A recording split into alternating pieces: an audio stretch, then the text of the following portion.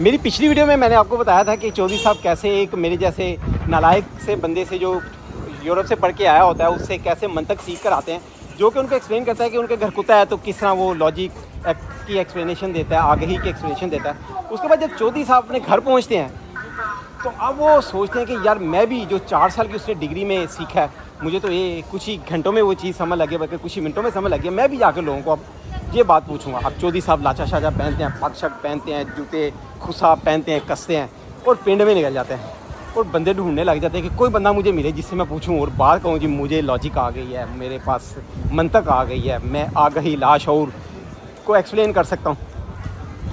लेकिन उनको सारा दिन फिरने के बाद भी कोई बंदा ऐसा नज़र नहीं आता जिससे वो ये बात कह सके। आखिरकार बेचारे घर वापस पहुँचते हैं, चारपाई पे लेटते हैं, हुक्का लगाते हैं, अपने जो मुलाजिम है उसको बताते हैं और रहमिया गाल सुन इधर आ।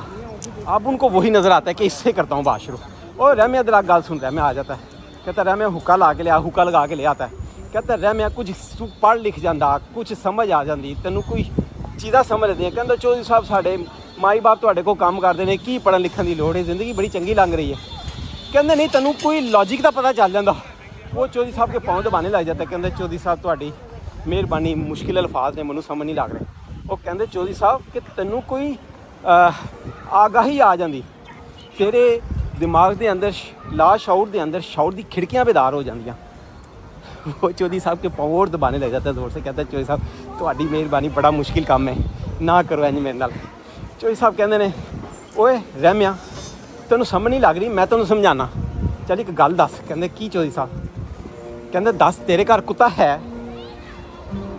वो कहता है चौधरी साहब नहीं। चौधरी साहब कहते हैं और रहमिया उठ उठ हाथों दी। वो कहता चौधरी साहब की है? कहते उठ उठ चल उधर दूर जाके खलोया। वो बेचारा उधर घबरा के खड़ा हो जाता है। कहते कल तू रहमिया काम ते नहीं आना।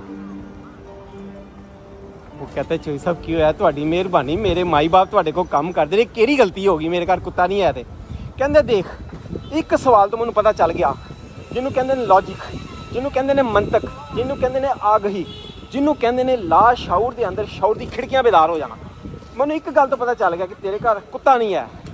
अगर तेरे घर कुत्ता नहीं है ना तो तेरे माँ पे कोई चंगे बंदे नहीं सन। तो बस ऐसा ही है, अगर आप थोड़े से शॉर्ट टाइम में इल्म हासिल करेंगे तो फिर आपके रिजल्ट्स ऐसे ही निकलेंगे।